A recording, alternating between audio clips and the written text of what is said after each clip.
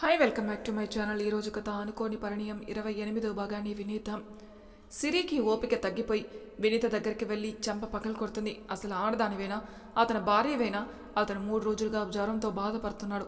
ఏదో ఇక్కడికి వచ్చి పడుకున్నాడు, కనీసం రెస్ట్ ఇద్దామని ఆలోచన కూడా లేదా? ఒక్కసారి నీ చేత్తో టీ పెట్టించావా? ఎంతసేపు నీ పక్కలో పడుకోవాలి అంతేనా? సిరి, మర్యాదగా మాట్లాడు. నన్ను కొట్టడానికి నీకెంత ధైర్యం? నేను తలుచుకుంటే నేనేమైనా చేయగలను, కానీ వదిలేస్తున్నాను. మర్యాదగా నా ఇంట్లో నుంచి వెళ్ళిపో అంటుంది.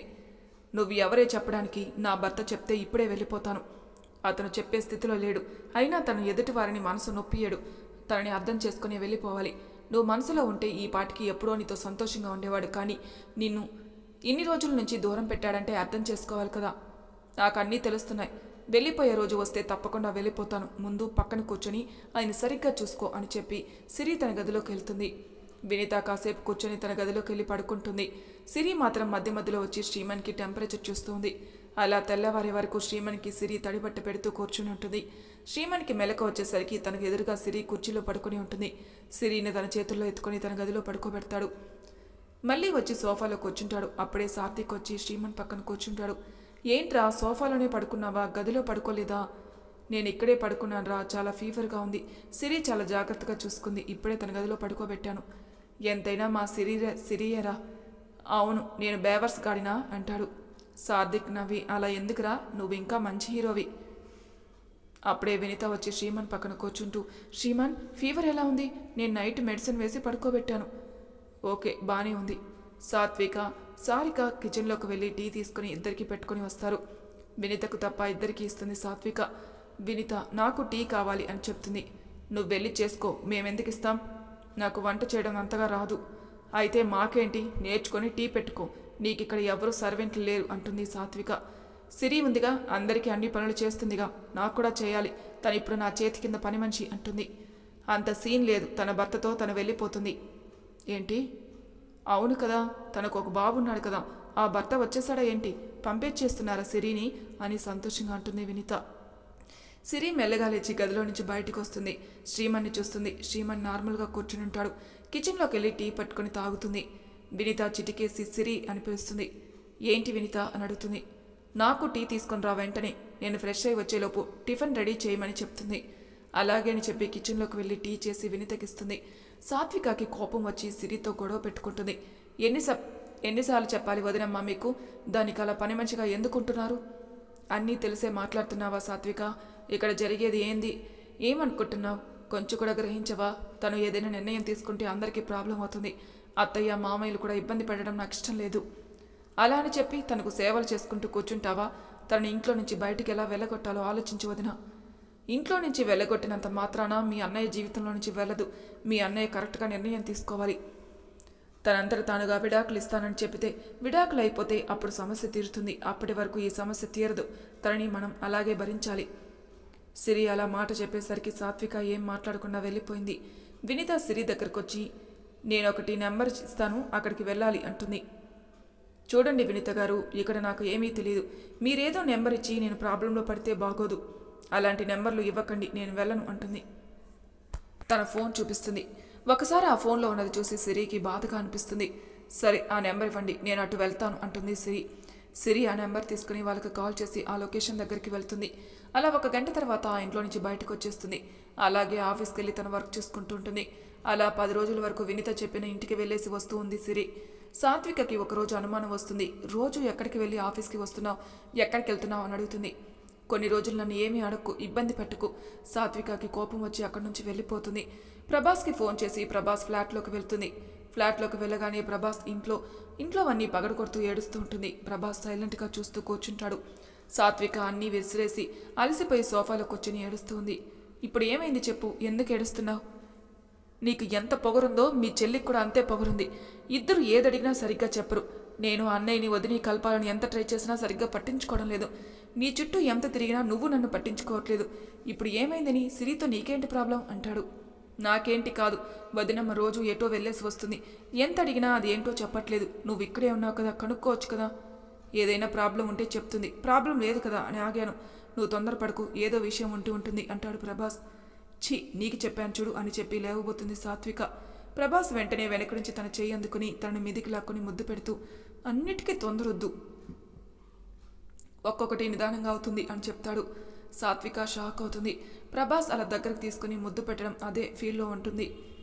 సాత్విక ఏమీ టెన్షన్ పడకు, నేనన్నీ చూసుకుంటాను అని చెప్తాడు. సాత్విక రోజు విధంగా కాకుండా చాలా సంతోషంగా వెళ్ళిపోతుంది అక్కడి నుంచి. సిరి అప్పట్లానే ఉదయం కారులో ఒక ఇంటికి వెళ్తుంది. సిరి అప్పట్లాగే వెళ్ళి ఆ ఇంట్లో అంతా పని చేసేసి ఒక గదిలో ఉన్న అతనికి సర్వ్ చేసి అతనికి టైం టు టైం అని పెట్టి అన్నీ పెట్టి మళ్ళీ ఆఫీస్కి వచ్చేస్తుంది. వినిత శ్రీమన్ క్యాబిన్లోకి వచ్చి, రోజు సిరి ఎక్కడికి వెళ్తుందో అడిగావా? తన పర్సనల్ విషయాలు నేను అడగను, తన ఇంపార్టెంట్ ఉంటేనే వెళ్తుంది. నీ భార్య కదా, అడగచ్చు కదా ఎటు వెళ్ళావని. నేను నిన్నడిగానా? ఫస్ట్ నువ్వు కూడా వెళ్ళొచ్చేదానివే కదా. సిరి గురించి నాకు తెలుసు, తనకు చాలా ఇంపార్టెంట్ అయితేనే అలా వెళ్తుందని. వినీత అక్కడి నుంచి కోపంగా వెళ్ళిపోయి వర్క్ చేసుకుంటూ ఉంటుంది. సార్థిక్కి ఒక ఫోన్ వస్తుంది. శ్రీమన్ క్యాబిన్లోకి వెళ్ళి విషయం చెప్తాడు. శ్రీమన్ సార్థిక్ ఇద్దరు హడావిడిగా హాస్పిటల్కి వెళ్తారు. అక్కడికి వెళ్ళేసరికి వినయ్ బాధపడుతూ కూర్చునున్నాడు. శిల్ప ఓదారుస్తుంది వినయ్ని. శ్రీమన్ విజయ్ భుజం మీద చేయి వేస్తాడు. వినయ్ శ్రీమన్ని చూడగానే హక్ చేసుకుని ఏడుస్తాడు. వినయ్, ఏం కాదు, అమ్మకి బాగానే ఉంటుంది, తను కొంచెం టెన్షన్లో ఉంది కదా, ఎందుకంత బాధపడుతున్నావు? ఏం లేదు సార్, అమ్మకి బాధగా ఉంటుంది, వినిత కోసమే బాధ. మళ్ళీ మీ లైఫ్లోకి వచ్చి మీకు అంతా నరకం చూపిస్తుంది. మీరు కూడా అయినా భరిస్తున్నారు. నిన్న షాపింగ్ మాల్లో కనపడిందంట అమ్మకి. అమ్మ మాట్లాడలేదు, అయినా అమ్మ వెంటబడి, అమ్మ నువ్వు చెప్పినట్టే నేను శ్రీమన్తో ఉంటాను, తను మంచిగా చూసుకుంటాను, ఇప్పటికీ చూసుకుంటున్నాను, మేము ఎప్పుడు భార్యాభర్తలాగే ఉంటామని చెప్పింది. అలా ఎన్నటికీ జరగదు. శ్రీమన్ జీవితంలోకి నువ్వు వెళ్ళకూడదు. నువ్వు నా బిడ్డవైనా సరే, కన్న తల్లిగా చెప్తున్నాను, ఎప్పుడైతే ఒక భర్తను మోసం చేసి పరాయివాడి దగ్గరికి వెళ్ళావో అప్పుడే నువ్వు చచ్చిందాంతో సమానం. అమ్మా అని గట్టిగా అరుస్తుంది వినిత. ఒక తల్లిగా చెప్తున్నాను, నువ్వు ఎవరి దగ్గరికి ఇష్టం అయితే పోయావో అతనితోటే జీవించు, హ్యాపీగా ఉండు, మళ్ళీ శ్రీమన్ జీవితంలోకి రాకు. లేదమ్మా, నాకు శ్రీమనే కావాల్సిందే, నేను అతనితోటే ఉండాలని అనుకుంటున్నాను, విడాకులైతే ఇవ్వలేను ఇంతవరకు, కాబట్టి అతను భారీగానే నాకు అన్ని హక్కులు ఉన్నాయంటుంది. నీకు హక్కులైతే ఉండొచ్చు, కానీ తన ప్రేమ పొందే అర్హత మాత్రం నీకు లేదు. కన్న తల్లివై నువ్వే ఇలా అంటే ఎలా అమ్మా? అవును, నువ్వు చేసింది మామూలు తప్పు కాదు, జీవితంలో ఒక ఆడది చేయకూడని తప్పు నువ్వు చేస్తావు. శ్రీమన్ ఎంతో ప్రేమగా చూసుకున్నాడు, దేనికి లోటు లేకుండా చూసుకున్నాడు, అయినా నువ్వు వేరే అతనితో వెళ్ళిపోయావు. అతని కుటుంబం ఎంత బాధపడిందో తెలుసా? ఒక మగాడికి భార్య ఎవరితో వెళ్ళిందంటే ఆ మగాడి పరిస్థితి ఏంటో ఆలోచించావా? నీలాంటి వాళ్ళ వల్లే కదా మగవాళ్ళు నలుగురిలో తలెత్తుకొని తిరగాలన్నా ఎంతో అవమానంగా ఉంటున్నారు. పాపం శ్రీమన్ చాలా రోజులు ఇంట్లోనే ఉంచి బయటికి రాలేదు, ఇప్పుడిప్పుడే మనిషి అవుతున్నాడు, మళ్ళీ నువ్వు అతని జీవితంలోకి వెళ్తున్నావు. ఆకసారిగా చెప్తున్నాను వినిత, నువ్వు శ్రీమన్ జీవితంలో అడుగు పెట్టావనుకో, బిడ్డవని కూడా చూడను అంటుంది. అమ్మా అని చెప్పి కోపంగా అక్కడే నిలిచిపోతుంది. మా అమ్మ ఇంటికి వచ్చేసింది. ఇంటికి వచ్చేసాక చాలా బాధపడి బాగా ఆయాసం వచ్చింది. ఆయాసంతో పాటు గుండెపోటు కూడా వచ్చింది. అప్పుడే శిల్ప ఉండడం వల్ల నాకు ఫోన్ చేస్తే హాస్పిటల్లో అడ్మిట్ చేశాం. ఇది సార్ జరిగింది. సరే అవన్నీ వదిలేయండి, అమ్మకు చెప్పు అంతగా పట్టించుకోవద్దని, రెస్ట్ ఇవ్వండి, నేను మళ్ళీ వస్తాను అని చెప్పి శ్రీమన్ వెళ్ళిపోతాడు. శ్రీమన్ వెళ్ళిపోయాక శ్రావ్య అంటుంది, ఏంటండి అత్తయ్య గారికి అంత బాధగా అనిపిస్తుంది, పోనీ మీరైనా మీ చెల్లితో మాట్లాడచ్చు కదా. శ్రావ్య, నువ్వు ఏది అడిగినా చేస్తాను, కానీ ఆ పని మాత్రం చేయను. దానితో మాట్లాడడం నాకు ఇష్టం లేదు, నాకు బంధుత్వం కలుపుకోవడం కూడా ఇష్టం లేదు. కాదండి, మీకు దగ్గరైతే తను శ్రీమన్ జీవితంలోకి వెళ్ళదు కావచ్చు, మీరిద్దరూ ప్రేమగా మాట్లాడి చూడండి, ఇంట్లోకి రానివ్వండి, తనలో మార్పు ఏదైనా వస్తుందేమో. అలా ఎవరూ రానికపోయి మాట్లాడకపోయేసరికి ఆమెకు శ్రీమన్ జీవితంలోకి వెళ్ళాలని బాగా కసితో ఉన్నట్టు అనిపిస్తుంది.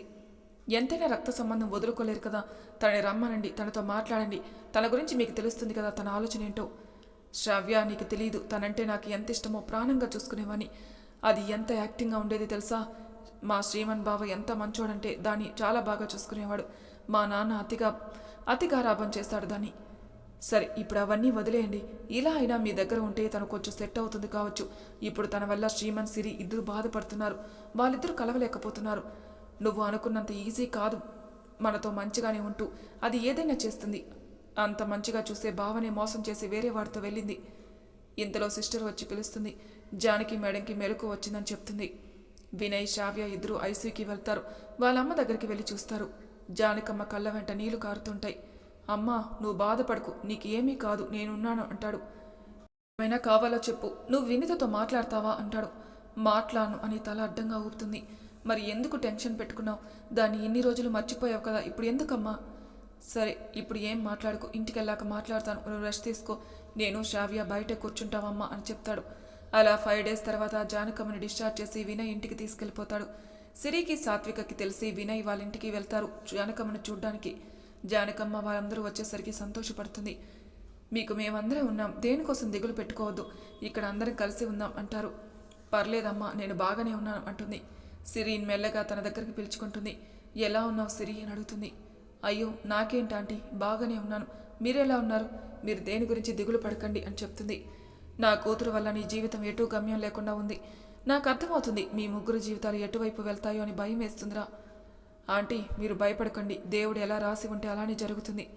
అలా కాదమ్మా, అది వెళ్ళిపోయాక నిన్ను పెళ్లి చేసుకున్నాడు, నీకు జీవితాన్ని ఇవ్వాలి శ్రీమన్. మళ్ళీ వినితను తన జీవితంలోకి రానియద్దు.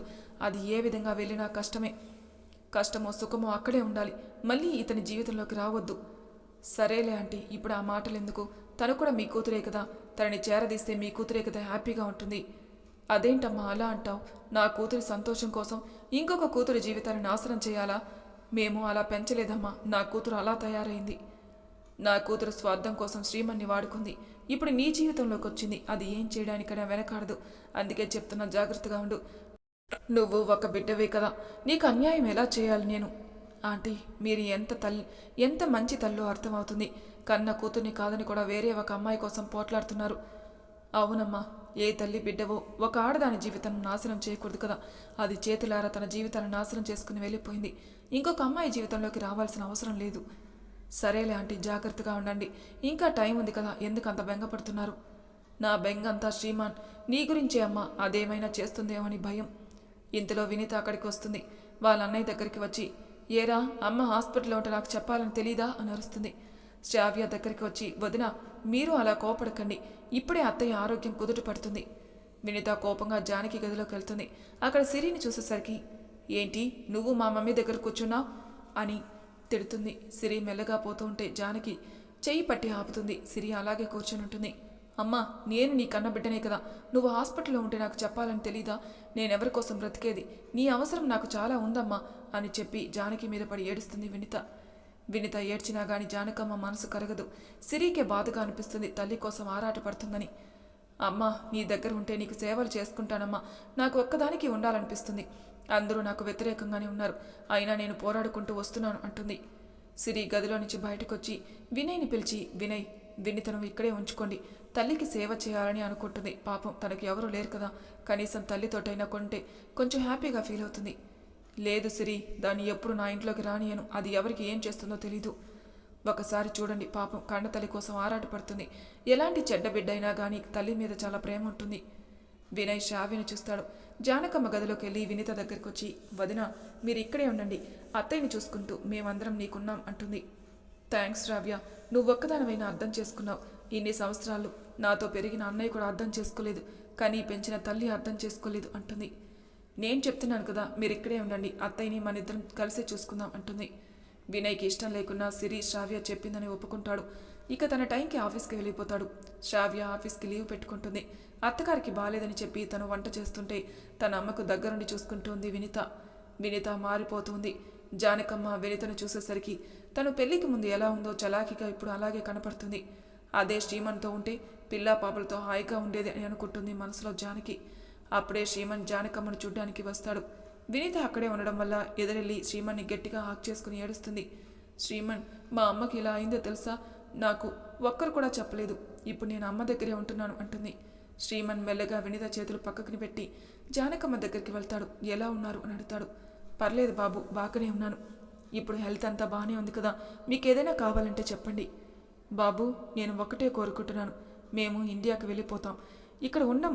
వినయ్కి అక్కడ మీ కంపెనీలో ఏదైనా జాబ్ ఇవ్వండి అంటుంది. మీ ఇష్టం ఆంటీ, వినయ్ చెప్తే అలాగే చేస్తాను, మీరు వెళ్ళాలి అనుకుంటే వెళ్ళొచ్చు అంటాడు. నేను చూసుకుంటాను, ఇండియాకి ఏం వద్దు అంటుంది వినిత. అలా కాదు వినిత, నేను మీ నాన్నగారు ఉన్న ఇంట్లోనే ఉండాలి, నా కొడుకుతో అక్కడే ఉంటాను, ఎందుకంటే నా ఇల్లు మర్చిపోలేకపోతున్నాను. ఇక్కడ ఎవరున్నారని ఉండాలి, వినయ్ అక్కడే జాబ్ చేసుకుంటాడు, మేము అక్కడికే వెళ్ళిపోతాం అని చెప్తుంది. సరే ఆంటీ, నేను వినయ్తో మాట్లాడి ఈ విషయం గురించి చెప్తాను, వెళ్ళొస్తాను అని చెప్పి వెళ్ళిపోతాడు శ్రీమన్. శ్రీమన్ వెళ్ళిపోయాక వినీత అడుగుతుంది, అమ్మా ఏంటమ్మా ఇండియాకి ఎందుకు, ఇక్కడే ఉందాం, నేను ఇక్కడే ఉన్నాను కదా. నువ్వు ఇక్కడ ఉన్నావనే కదా నేను వెళ్ళిపోతున్నాను. శ్రీమన్ జీవితంలోకి మళ్ళీ వచ్చావు, ఇంకొక ఆడపిల్లకు అన్యాయం చేస్తున్నావు, నేను అది భరించలేను, ఆ పాపం నాకెందుకు. అమ్మా నేను నీ బిడ్డను, నా భర్త దగ్గరే ఉంటున్నాను అంటుంది. నీకు ఎలా భర్త అవుతాడే, ఇన్ని సంవత్సరాలు ఎక్కడికి వెళ్ళావు? భర్త మీద ప్రేమ ఉంటే అలా వదిలేసి వెళ్ళిపోతావా? ఇప్పుడు ఆయనకు పెళ్లి చేస్తే సడన్గా భార్య అని వచ్చి ఇంట్లో పెత్తనం చేస్తున్నావు. ఇది ఎంతవరకు కరెక్ట్? అమ్మా, తనకిష్టం లేదు సిరి అంటే. పెళ్ళైనా కానీ ఇన్ని రోజులు తన దగ్గర అవ్వలేడు. కనీసం వాళ్ళిద్దరూ కలిసి ఎక్కడికి వెళ్ళింది కూడా లేదు. నా మీదనే చాలా ప్రేమ ఉంది, అందుకే తనతో కలిసి ఉండాలి అనుకుంటున్నాను. వినీత, సూటిగా అడుగుతున్నాను, సమాధానం చెప్పు. శ్రీమన్ నీ కళ్ళ ముందు సిరితో కాపురం చేసి తిరుగుతుంటే నువ్వు ఓర్చుకుంటావా? నేను అస్సలు ఒప్పుకోను. సిరితో ఎలా కాపురం చేస్తాడు? నేను దాన్ని చంపేస్తాను అంటుంది. మరి శ్రీమన్ పరిస్థితి కూడా అంతే కదా. ఒక మగాడితో వెళ్ళి వాడితోటి ఇన్ని సంవత్సరాలు ఉండి ఇప్పుడు భర్త కావాలని వస్తే ఏ మగవాడు ఊరుకుంటాడు? ఆడదానికే చంపేయాలన్నంత కోపం వస్తే మగవాడి పరిస్థితి ఏంటి? అమ్మా, నా తప్పు తెలుసుకుని వచ్చేసాను. అందుకే నాకు నా భర్త కావాలి. అయినా నా భర్త నాకు విడాకులు ఇవ్వలేదు. లీగల్గా నేను ఆయన నా భర్తే. నువ్వు చట్టాన్ని దృష్టిలో పెట్టుకొని మాట్లాడుతున్నావు, కానీ ఎవరు మనసు వాళ్ళకే సాక్షి.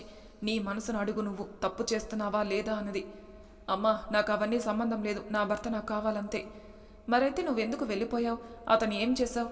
అతనితో ఇన్ని సంవత్సరాలు ఉన్నావు కదా, అతనెక్కడా? అతనేం చేశావు అసలు? అతనున్నాడు, ఎక్కడికి వెళ్తాడు? ఇక్కడే ఉన్నాడు అంటుంది. అతన్ని మోసం చేసి వచ్చి మళ్ళీ నీ భర్తతో ఉంటావా? అసలు ఎవరికి న్యాయం అనేదే చేయవా నువ్వు అని అడుగుతుంది. మరి తర్వాయి భాగంలో ఏం జరుగుతుందో నెక్స్ట్ ఎపిసోడ్లో తెలుసుకుందాం. అంతవరకు నా ఛానల్ సబ్స్క్రైబ్ చేయని వాళ్ళు ప్లీజ్ సబ్స్క్రైబ్ చేసుకోండి, లైక్ చేసి షేర్ చేయండి. మీ అభిప్రాయం నాకు కామెంట్ రూపంలో తెలియజేయండి. Thank you for listening.